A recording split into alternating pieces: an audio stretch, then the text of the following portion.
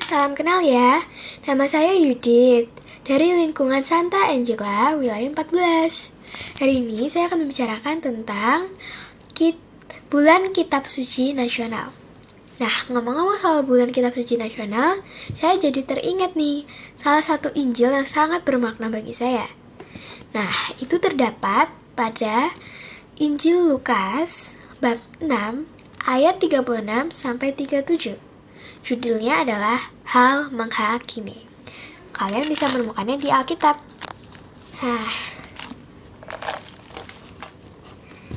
isinya seperti ini. Janganlah kamu menghakimi, maka kamu pun tidak akan dihakimi. Dan janganlah kamu menghukum, maka kamu pun tidak akan dihukum. Ampunilah, dan kamu akan diampuni. Berilah, maka kamu akan diberi. Suatu ukuran yang baik, yang dipadatkan, yang diguncang, dan yang tumpah keluar akan dicurahkan ke dalam ribaanmu.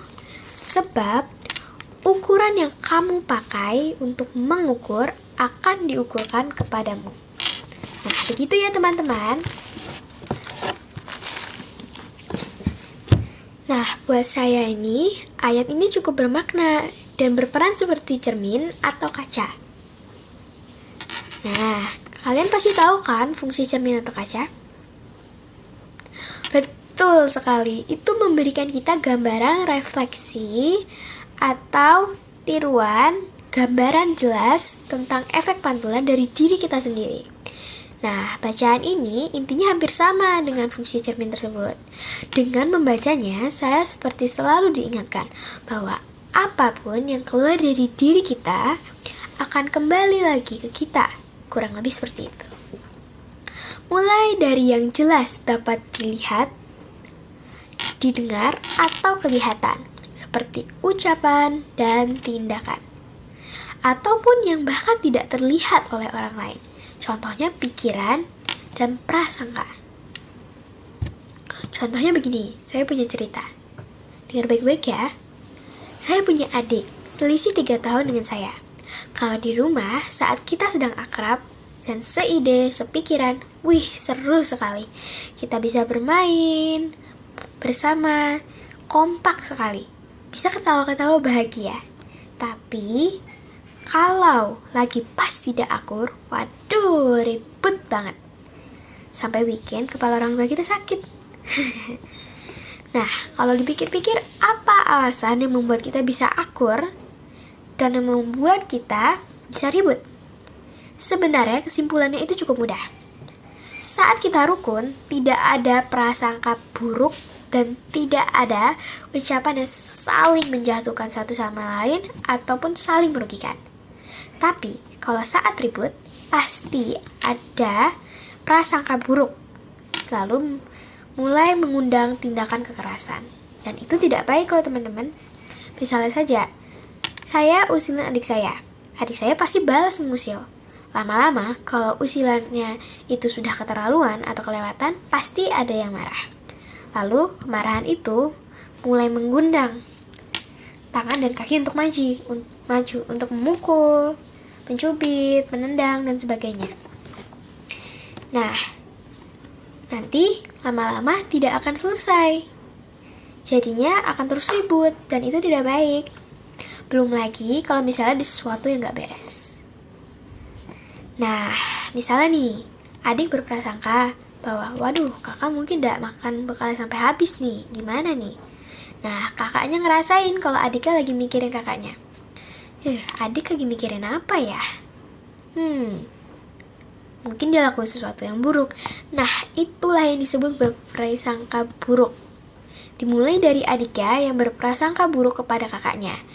Tapi secara otomatis, walaupun kakaknya tidak menyadarinya, dia juga berprasangka buruk kepada adiknya. Nah, coba aja gak ada prasangka buruk, pasti keributan bisa dihindari. Pasti bisa damai. Pasti bisa gak saling emosi dan bisa selalu saling menyayangi.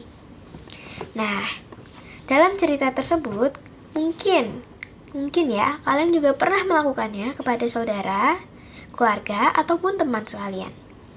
Nah, kesimpulannya begini. Hal yang tidak baik yang kita pikir, ucap, atau lakukan kepada orang lain biasanya akan berbalik sendiri kepada kita.